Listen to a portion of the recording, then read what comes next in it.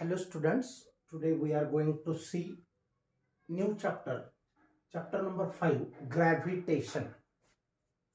Here, in gravitation, you know that in the universe, every particle of matter or every object attracts to another object with a force.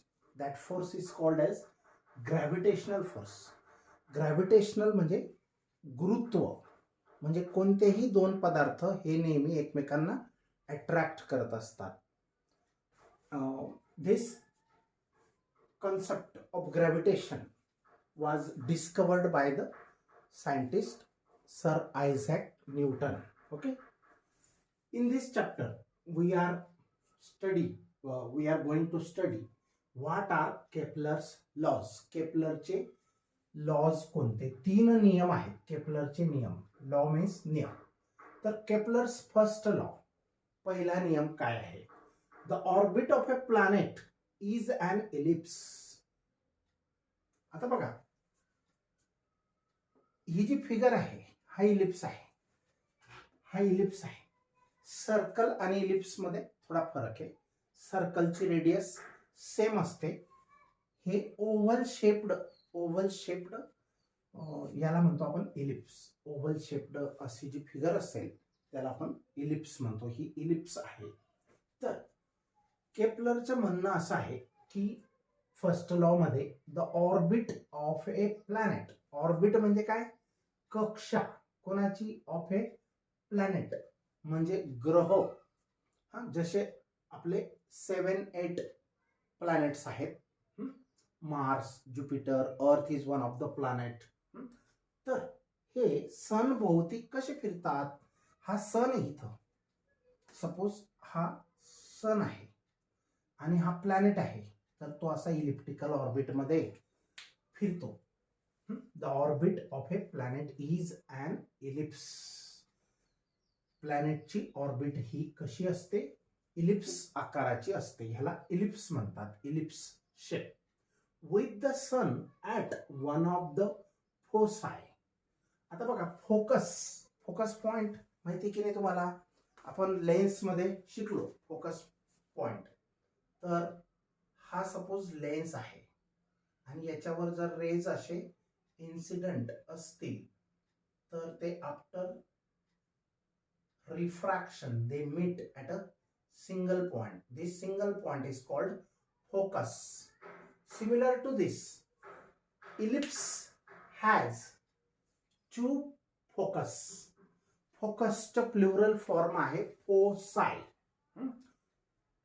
Singular असेल तर focus, F focus, आणि plural असेल तर foci. तर orbit of a planet is an ellipse. प्लॅनेटची orbit ही ellipse असते with sun. आणि सन कुठं असतो? हे दोन फोसाय, इलिप्सला दोन फोसाय असतात, एस अँड एस डॅश. तर ह्या दोघांपैकी सन एका ठिकाणी असेल, one of the foci. One of the म्हणजे कोणती तरी एक फोसायला सन असतो. एक तर इथं असेल, एक तर इथं असेल. आणि प्लॅनेट ह्या इलिप्टिकल ऑर्बिट मध्ये, या कक्षेमध्ये, लंबवर्तुळाकार कक्षेमध्ये तो फिरत राहतो. असं पहिलं स्टेटमेंट आहे पहिल्या लॉचं, केपलरचं म्हणणं. Kepler is the name of scientist. समजलं? मग पहिलं first law, Kepler's first law. The orbit of a planet. Planet म्हणजे ग्रहाची कक्षा. Is an ellipse. ही लंब वर्तुळाकार असते. विथ, अशी ती लंब वर्तुळाकार असते की with the sun at one of the foci. Sun हा, कारण आपल्याला माहिती आहे सोलर सिस्टम आपला जो आहे, सन एका ठिकाणी आहे आणि त्याच्या अराउंड 8 प्लॅनेट्स हे फिरत आहेत. तर केपलरचं म्हणणं असं आहे की सन या ठिकाणी किंवा या ठिकाणी असू शकतो आणि प्लॅनेट हा इलिप्टिकल ऑर्बिटमध्ये फिरत असतो. हे पहिलं फर्स्ट लॉ आहे. Orbit of a planet is an ellipse with the sun at one of the foci. Sun हा कोणत्या तरी एकाच ठिकाणी असतो. वन ऑफ द म्हणजे कोणत्या तरी एक. फोसाय म्हणजे फोकस पॉइंटला. हे दोन फोसाय आहेत, एस अँड एस डॅश. आणि हा प्लॅनेट असा असा फिरत असेल. ओके. आता सेकंड लॉ काय आहे? The line joining the planet and the sun. बघा आता ह्या ठिकाणी हा सन आहे आणि हा प्लॅनेट पी आहे. हा प्लॅनेट असा इलिप्टिकल ऑर्बिट मध्ये फिरत आहे. मग the line joining sun and the planet म्हणजे एस पी ही जी लाईन आहे, तर ही line the line joining planet and the sun sweeps करणे म्हणजे स्वीपिंगला आपण झाडू मारणे म्हणतो, पण इथं स्वीपिंगचा अर्थ एवढा ही लाईन एस पी लाईन जी आहे, एस पी लाईन, ही एस पी लाईन तिकडे गेला, प्लॅनेट इथं आला, इथून इथं पोचला, तर जो वेळ लागला सारखा वेळ, आणि हा एक दुसरा एरिया आहे.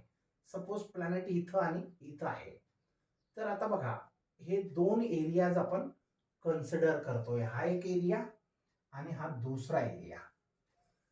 तर जर वेळ सारखा असेल प्लॅनेट इथून इथं, सपोज काहीतरी 1 मिनिट 2 मिनिट्स मध्ये हा प्लॅनेट इथून इथं पोहोचला, तर तेवढ्याच मिनिटमध्ये तेवढ्याच वेळेमध्ये इकडे सनच्या जवळ जर प्लॅनेट असा फिरता फिरता आला तर तो इथून इथं पोहोचतो.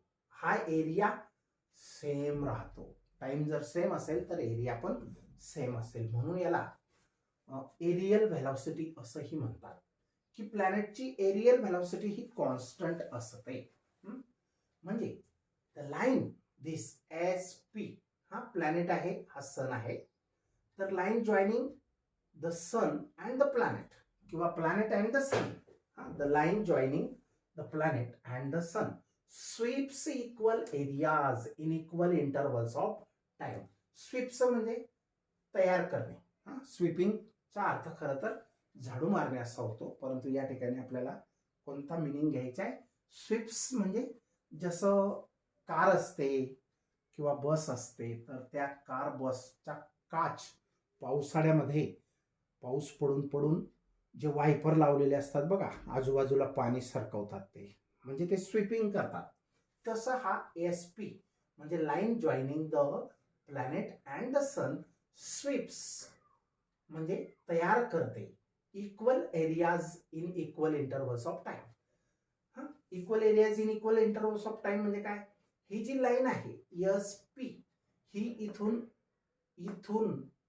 इथं पोहोचेल आणि तो जो वेळ आहे तेवढ्याच वेळेत तोच प्लॅनेट इथून इथं पोहोचलेला असेल, म्हणजे हे डिस्टन्स जास्त आहे असं, आणि इथं थोडस आहे, पण एरिया मात्र सेम असतो. हा एरिया आणि हा एरिया. समजला मिनिंग? मग दुसऱ्या लॉच्या द लाईन जॉईनिंग, कोणती line? Joining the planet and the sun. The line joining the planet and the sun sweeps out equal areas in equal intervals of time. सारख्या वेळेमध्ये सारखा एरिया तयार करतात किंवा स्वीपिंग करतात. म्हणजे ही लाईन इथून इथं पोहोचली म्हणजे स्वीप केलं त्या लाईनने. किती एरिया स्वीप केला? आधी इथं होती, नंतर ती इथं पोहोचली, तर हा एरिया आणि हा एरिया सेम असतो. हे प्लॅनेटच्या डिफरंट पोझिशन आहेत. एकच प्लॅनेट एकच आहे, पण तो थोड्या वेळात इथं पोहोचेल, काही वेळाने इथं पोहोचेल, काही वेळाने इथं पोहोचेल, परत त्याच पाथवर, इलिप्टिकल पाथवर तो फिरत असेल. समजला? मग दुसरा लॉ काय आहे? The line joining the planet and the sun sweeps equal areas in equal intervals of time. सारख्या वेळेत सारखाच एरिया ते कव्हर करतात. तिसरा लॉ काय आहे बघा? The square of the orbital period. Square of the orbital period म्हणजे काय? ऑर्बिटल पिरियड म्हणजे कक्षा पूर्ण एक राऊंड मारण्यासाठी लागणारा जो वेळ आहे, हा एक राऊंड पूर्ण करायला या प्लॅनेटला एक राऊंड मारायला जो वेळ लागेल, दॅट इज पिरियड टी. तर square of the orbital period म्हणजे ऑर्बिटला पूर्ण करण्यासाठी प्लॅनेटला एक चक्कर एक राऊंड पूर्ण करण्यासाठी जो वेळ लागतो that is period of revolution of a planet around the sun. या सन भोवती ह्या प्लॅनेटला एक चक्कर मारायला जो वेळ लागतो दॅट इज पिरियड. पिरियडला कॅपिटल टी अक्षराने दर्शवतात, स्मॉल टी नाही. मग square of the period, the square of the orbital period of revolution of a planet around the sun is directly proportional.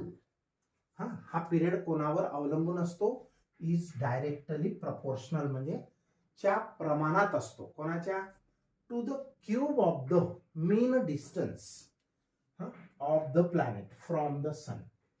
आता mean distance, cube of the mean distance म्हणजे काय? आता suppose A हे mean distance असेल of the planet from the sun. आता बघा हा planet इथं आहे, त्यावेळेला हे डिस्टन्स जास्त आहे. जेव्हा तो इथे येईल तेव्हा थोडं कमी होईल, इथे येईल तेव्हा अजून कमी होईल, इथे येईल तेव्हा अजून कमी होईल. ह्या सो मेनी डिस्टन्सेस आहेत, पण याला आपण मीन किंवा ॲव्हरेज डिस्टन्स घ्यायचं आहे of the planet from the sun. Suppose A हे डिस्टन्स असेल किंवा रेडियस असेल, आपण याला ऑर्बिटल रेडियस म्हणूया, ॲव्हरेज ऑर्बिटल रेडियस. तर बघा परत एकदा हा लॉ सांगतो. Square of the period of a planet around the sun is directly proportional to the cube of the mean radius of किंवा mean distance of a planet from the sun. समजलं मग? The square of the orbital period of revolution, revolution म्हणजे चक्कर मारणे असा, of a planet, प्लॅनेटच्या कोणाभोवती? Around the sun. Sun भोवती म्हणजे हा square of period is directly proportional to the cube of the mean distance. Mean distance म्हणजे काय? कधी कमी आहे कधी जास्त आहे, तर ह्या सगळ्यांचं मीन डिस्टन्स, सरासरी अंतर, ॲव्हरेज डिस्टन्स कोणाचं कोणाचं? Of the planet from the sun, प्लॅनेटच्या सन पासूनचे अंतर. The orbits of planets are elliptical. प्रत्येक प्लॅनेटची ऑर्बिट ही कशी असते? इलिप्टिकल असते. हे 3 लॉज आहेत. समजलं मग? Orbit of a planet is an ellipse with sun at one of the foci. Second, the line joining planet to sun sweeps equal areas in equal intervals of time. Third law काय आहे? Square of orbital period of a planet. Square of orbital period of a planet is directly proportional to the cube of mean distance of the planet from the sun. Okay. तर आणि orbits of planets म्हणजे प्लॅनेट्सच्या कक्षा ह्या elliptical आकाराच्या असतात, elliptical shape. आता state and explain Kepler's law of orbit. पहिला जो लॉ आहे त्याला लॉ ऑफ ऑर्बिट असंही म्हणतात. मग स्टेट म्हणजे हे स्टेटमेंट, हे असं द्यायचं, याला म्हणतो आपण स्टेटमेंट. ते ऑलरेडीच इथं लिहिलं गेलं आणि परत नेक्स्ट क्वेश्चन मध्ये ते असा पण क्वेश्चन, जॉईंट क्वेश्चन येऊ शकतो. State and explain Kepler's laws of orbit. तर फर्स्ट स्टेटमेंट म्हणजे फर्स्ट लॉ. इथं केपलर्स लॉ ऑफ ऑर्बिट म्हणजे फर्स्ट लॉ. आणि लॉ ऑफ एरिया किंवा एरियल व्हेलॉसिटी इज कॉन्स्टंट म्हणजे delta A upon delta T is a constant. याला म्हणतो आपण एरियल व्हेलॉसिटी. एरियल व्हेलॉसिटी म्हणजे area swept by this line joining the planet and sun in equal intervals of time is same. Per unit time, area per unit time, that is areal velocity. म्हणजे area cover करण्याचा जो velocity आहे that is called areal velocity and it is always constant. तर बघा state and explain Kepler's law of orbit. मग state म्हणजे हे answer लिहिणे आणि एक्सप्लेन. आता बघा एक्सप्लेन इथून स्टार्ट करायचं. Here S and S dash are the foci. S and S dash हे फोसाय आहेत, म्हणजे फोकस. हा एक फोकस आहे, हा दुसरा फोकस आहे. या इलिप्सला दोन फोकस असतात, एस आणि एस डॅश. आणि सन कुठं असतो? या दोघांपैकी एकाच ठिकाणी असतो. एक तर इकडे असेल, एक तर इकडे असेल, आणि प्लॅनेट हा फिरत असतो. तर बघा, here S and S dash are the foci of ellipse. या इलिप्सच्या या दोन फोकस पॉइंट आहेत. And the sun is situated at S. Sun कुठे आहे? यस या ठिकाणी आहे. तो इथं पण राहू शकतो किंवा इथं, या दोघं ठिकाणांपैकी कोणत्याही एक ठिकाणी, वन ऑफ द फोसायच्या ठिकाणी तो राहू शकतो. तर S and S dash are the foci of the ellipse. या इलिप्सच्या दोन फोसाय आहेत, S and S dash. And the sun is situated at S. Sun हा या ठिकाणी वसलेला आहे. P is the closest point to S. या एसला पी हा क्लोजेस्ट पॉइंट आहे, जवळचा पॉइंट आहे. And is called perihelion. या पोझिशनला काय म्हणतात? पेरिहेलियॉन. म्हणजे सनच्या अगदी जवळ जेव्हा असेल त्याला पेरिहेलियॉन म्हणतात. म्हणजे पी या ठिकाणी असेल तर perihelion. While A is the farthest point, म्हणजे लांबचा. फारदेस्ट म्हणजे सगळ्यात लांबचा. एस पासून सगळ्यात लांबचा पॉइंट कोणता आहे? ए पॉइंट आहे. While A is the farthest point from S. And called, this position is called aphelion. म्हणजे हा प्लॅनेट इथं जेव्हा असेल तो ॲपेहेलियन असेल, आणि इथं जेव्हा असेल त्याला पेरिहेलियन असेल असं म्हटलं जातं. तर P is the closest point to S and is called, this point P is called perihelion, while A is the farthest point. या ठिकाणी पण तो प्लॅनेट येणारच आहे. इथं असेल तेव्हा त्याला पेरिहेलियन म्हणतात, आणि इथं असेल तेव्हा त्याला ॲपहेलियन असं म्हणायचं. मग पी ए, आता बघा, पी ए हे जे डिस्टन्स आहे हे ट्वाइस ए इतकं आहे.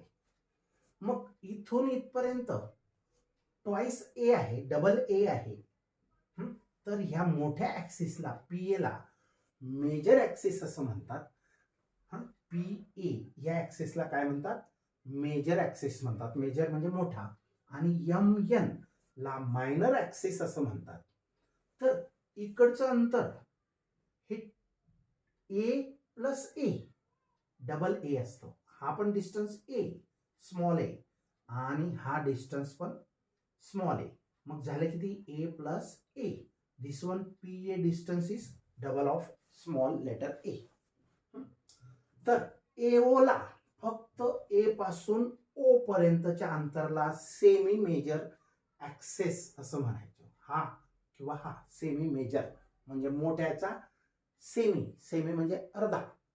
मोठ्याचा अर्धा, मोठ्या ऍक्सिसचा अर्धा म्हणजे एओ किंवा पीओ हे अंतरला सेमी मेजर ऍक्सिस म्हणतात. एओ हे अंतर किती असते? इक्वल टू स्मॉल ए असते. एओ हे अंतर स्मॉल ए असते. Small A plus small A plus A twice A. Total distance हे ट्वाइस ए असतं. एम एन हे डिस्टन्स, हे टोटल डिस्टन्स टू बी इथं काही असते. मग याच्यात हा मायनर ऍक्सिस आहे. M N is the minor axis, आणि हा किती असतो? Total twice of B, double of B असतो. मग आता एवढं डिस्टन्स डबल ऑफ बी आहे किंवा ट्वाइस बी आहे, तर हे अंतर किती असेल? बी, स्मॉल बी. ओ एन हे बी असेल किंवा हे पण बीच असेल, हे सेम असतील. तर अशा प्रकारे. आता पुढचं आहे बघा, state and prove Kepler's law of equal areas. आता मी अगोदरच सांगितलं बघा, statement equal areas law of areas कोणाला म्हणतो आपण? Second law. As above in second law. Statement कुठून लिहावे? इथलं क्वेश्चन मध्ये हे लिहावे. आणि आता एक्सप्लेनेशन बघणार आहेत आपण. आता बघा, केपलर ऑब्झर्वड दॅट, केपलरने निरीक्षण केलं, planets move faster when they are near to sun. जेव्हा ते सनच्या जवळ येतात तेव्हा ते जोरात जातात किंवा फास्टर असतात, तिकडे गेले तर स्लो होत, इथं स्पीड त्यांच्या कमी असतो. इथून मग स्पीड वाढत वाढत वाढत वाढत जास्तीत जास्त इथं असतो आणि परत स्पीड कमी कमी कमी होत कमीत कमी इथं असतो. म्हणजे इकडून इकडे जाताना कमी असतो, पण इकडून इकडे जाताना जास्त असतो स्पीड. म्हणजे या ठिकाणी जेव्हा सनच्या जवळ प्लॅनेट येतो तेव्हा तो स्पीड मध्ये येतो. आता बघा, इथून इथं पोचायला जो वेळ लागला तितकाच वेळ इथून इथं पोचायला लागेल. हे अंतर असं जास्त आहे, हे कमी आहे, पण हा एरिया आणि हा एरिया मात्र सेम असतो. याला म्हणतात एरियल व्हेलॉसिटी इज कॉन्स्टंट. म्हणजे एरिया तयार करण्याचा वेग जो आहे तो कॉन्स्टंट आहे, फिक्स आहे. हे दोघं एरियाज सेम असतील.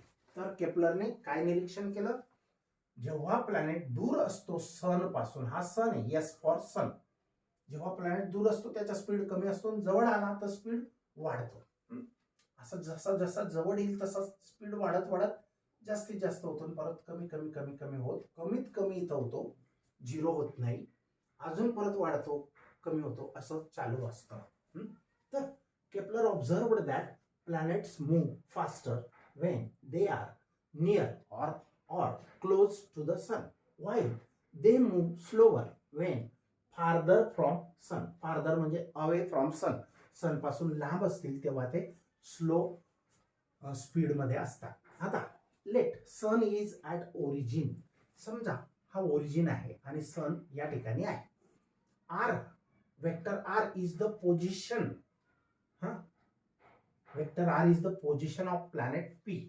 पी या ठिकाणच्या प्लॅनेटची पोझिशन सन पासून या वेक्टर आर ने दर्शविलेली आहे. Vector R is the position vector from sun to the planet P and its momentum is, the momentum P, vector P, हा वेक्टर पी जो आहे तो मोमेंटम आहे आणि त्याची डायरेक्शन मात्र टेंजन्शियल असेल.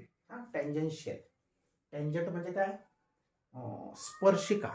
वर्तुळाला जशी तुम्ही एका पॉइंटला बाहेरून टच करणाऱ्या लाईनला काय म्हणतात, स्पर्शिका. तसं वेक्टर पी हा मोमेंटम आहे, हा वेक्टर क्वांटिटी आहे. आणि वेक्टर पी हा वेक्टर आरला, या वेक्टर आरला हा वेक्टर पी हा परपेंडिक्युलर आहे. Vector P is perpendicular to vector R. The area swept by the planet, या प्लॅनेटने जो एरिया स्वीप केला, कव्हर केला, area swept by the planet of mass M. या प्लॅनेटचं मास किती घेऊ आपण, M, in given interval delta T. छोटासा इंटरवल आहे, टाइम इंटरवल, 1 मिनिट, अर्धा मिनिट किंवा 15 सेकंड, 20 सेकंड असा. तर area swept by the planet of mass M in given interval delta T is, M एवढं मास असणारा प्लॅनेट ने डेल्टा टी म्हणजे छोट्याशा वेळेत डेल्टा ए म्हणजे छोटासा हा एरिया स्वीप केला. एरिया स्वीप केला म्हणजे कव्हर केला. मग एरिया कसा फाइंड करतात, डेल्टा ए हा एरिया. आता नियर अबाउट हा जो एरिया आहे हा ट्रँग्युलर शेपचा आहे. कसा आहे, ट्रँग्युलर आहे. या ठिकाणी ही साइड थोडी कर्व आहे, लिटल बिट, पण आपण म्हणूनच स्मॉल टाइम घेतो. छोटासा वेळ असेल तर हा एरिया, ही लाईन जवळपास स्ट्रेट असेल. बघा, टाइम जर छोटा घेतला तर एरिया पण छोटा असेल, बरोबर, आणि ही लाईन इथून इथपर्यंतची कशी असेल, स्ट्रेट असेल. आणि ती जर स्ट्रेट राहिली तर हा ट्रायंगल तयार होतो. मग area of triangle, this triangle, या ट्रायंगलचा एरिया कसा फाइंड करतो आपण, half base into height. Area of triangle कसा फाइंड करतो, हाफ बेस इंटू हाईट. मग हाफ फॉर्म्युल्याचा, एरिया ऑफ ट्रायंगलच्या फॉर्म्युल्यातला हाफ, बेस कोण आहे, पोझिशन वेक्टर आर आहे, अँड हाईट म्हणजे हा, एवढी जी लेंथ आहे ती हाईट आहे. ती कशी फाइंड करणार, V into delta T. Distance ते डिस्टन्स कसं फाइंड आउट करतात, आपण एक फॉर्म्युला शिकत आलेलो असतो 9वी पासून.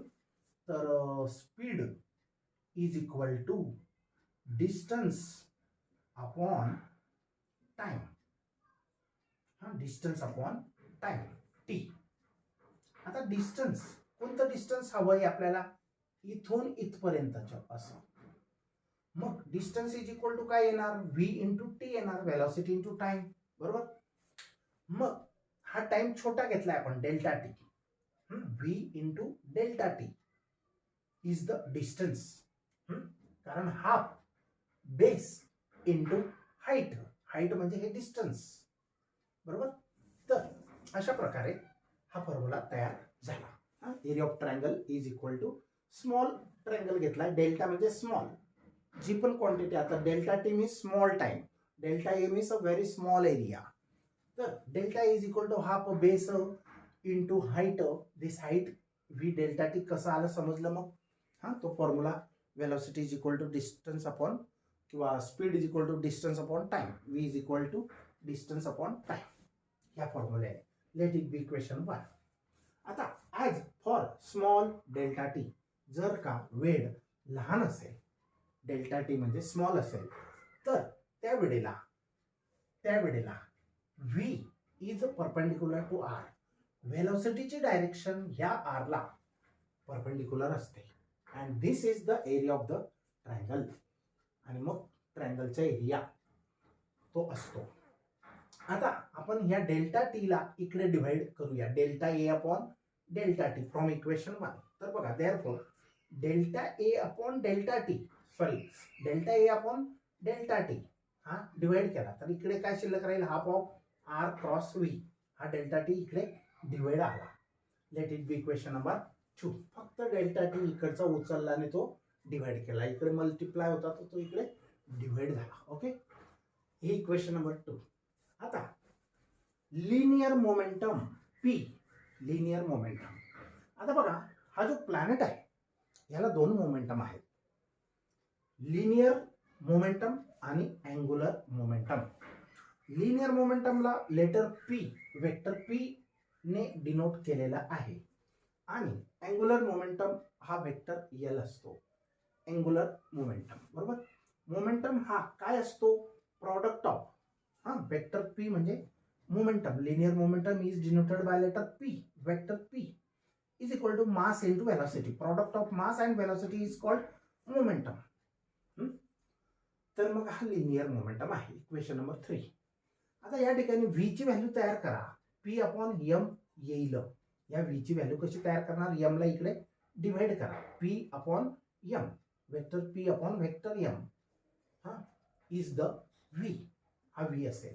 मग या व्ही ची value P upon M in equation number 2 मध्ये पुटअप करूया. या व्ही ची व्हॅल्यू काय पुटअप करणार, P upon M.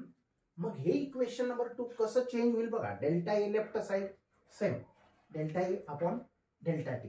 Delta A is the vector quantity, नंतर हाफ जसाच्या तसा, आर जसाच्या तसा, फक्त व्ही ची व्हॅल्यू आपण इथून तयार केली. हा फॉर्म्युला आपण शिकलेलो आहे, mass into velocity is the momentum. मग व्ही ची व्हॅल्यू याच्यावरून तयार केली, पी अपॉन एम, आणि ती इथं पुटअप करायची. हे बाकीचं same, delta A by delta T is equal to half of R जसाच्या तसा, आणि व्ही ची व्हॅल्यू पी बाय एम, बरोबर. आता हे late it be equation number 4. हे आपण याची व्हॅल्यू तयार करून राहू दिली. आता पुढे angular momentum L is defined as, angular momentum काय असतो, मोमेंट ऑफ लिनियर मोमेंटम.